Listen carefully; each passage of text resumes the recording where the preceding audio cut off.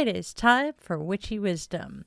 So, welcome back to Witchy 101, my friends. I am Di, and today we're moving from the what to the how and the who.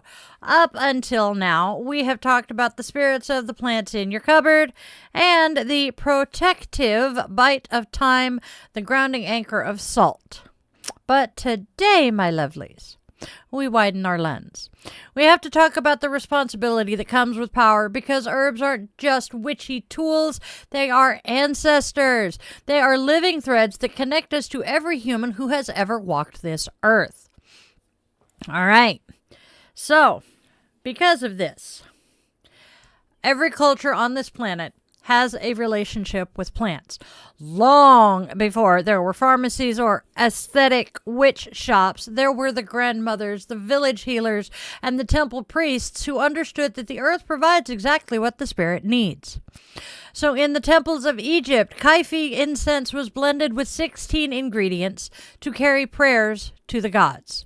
In the roots of Ayurveda, plants were treated as prana, or life force, used to balance the very elements of our bodies. In the European folk traditions, the wise woman wasn't a spooky figure in a cave. She was the person who knew which leaf stopped a fever and which root warded off a curse. When you reach into your spice rack, you aren't just grabbing an ingredient. You are stepping into a lineage of survival. You are picking up a tool that has been whispered over for 10,000 years. That realization should change the way you touch your jars. It moves us from consumption to connection. Now, because plants are our ancestors and our allies, we must treat them with respect. In Witchy 101, one of the most important lessons is ethical sourcing. Magic is a relationship, and you cannot build a healthy relationship through exploitation. We live in a world where everything is available for 2-day shipping, but just because you can buy something does not mean you should. The case of white sage and Palo Santo. These plants are sacred to indigenous communities in the Americas. Due to the trend of witchcraft, they have been overharvested to the point of endangerment, and the cultures they belong to have been often excluded from the profit.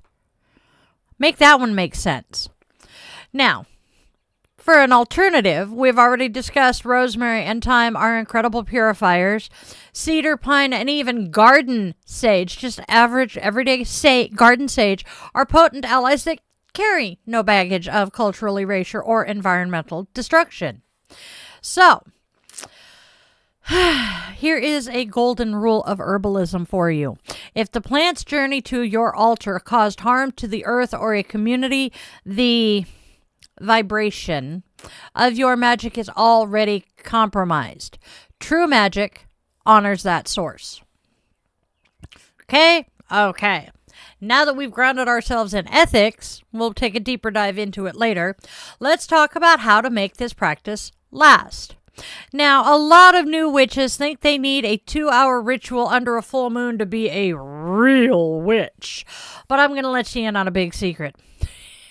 Intensity is a spark, but consistency is your hearthfire.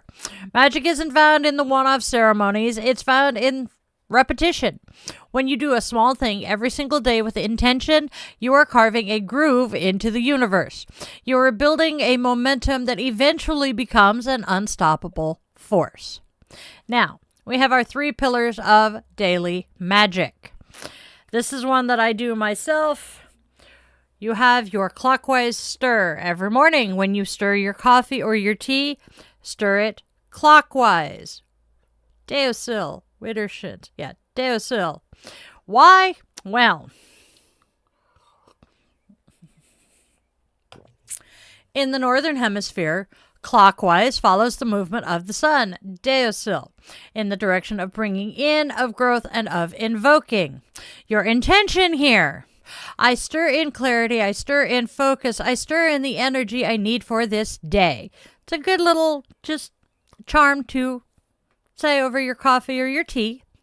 Next, we have one of my favorite magical apparatuses. We have the simmer pot. Now, if your home feels stuck, you don't need a complex spell, you need a simmer pot. Our method: a pot of water or a crock pot. Pot of water on the stove or a crock pot with orange peels for joy, cinnamon for success, and cloves for protection. The magic behind it. As the steam fills the room, the molecules of the plants are literally changing the atmosphere. It is the easiest way to perform passive ritual work while you go about your day. You know, like I'm all about set it and forget it. Yes. And then we have the threshold pause. Every time you walk through your front door, pause for 1 second. Touch your doorframe. The why behind it. A doorway is a liminal space, a bridge between the world and your sanctuary. For your intention setting, briefly visualize any mud from the outside world falling off your shoes and staying outside. You know, the leave your attitude at the door, your ego at the door, leave your day's work at the door. That's what we're doing here. And now let's talk about the low spoon witch, sustainability. The reason we focus on repetition is because life happens. You will have days when you are too tired to light a candle. You will have weeks where the witchy part of your brain just kind of goes quiet. So if your practice requires you to be high vibe 100% of the time, your practice is going to fail you. The magic we are building here in Witchy 101 is low energy, low spoon friendly. It's the magic of the kitchen, the bath, and the breath. It's the understanding that you are the altar. Whether you're performing a high ritual or just seasoning some soup, the power is coming from your awareness, not the complexity of the task. Homework. So, part A of your homework, the lineage check. Take a look at your 3 favorite spices. Do a quick search on where they are traditionally grown. Are they sustainable? Is there a memory for you of a grandmother or a parent attached to that scent? There's your personal lineage. Next, we have the 7-day habit. We are going to start a habit, one small thing. We are going to pick one tiny act, be it stirring your tea, pausing at the door, or smelling a spring of thyme before bed. Do this every day for 1 week. Don't worry about being perfect. Just worry about being present, mindful. So, our recap. Magic is a thread. You are holding one end of it, and the ancestors are holding the other. Don't pull too hard, and don't let go. Simply keep that connection alive. I'm Di the Yoga Witch, and this has been your witchy wisdom for today. Can't wait to see what we talk about tomorrow.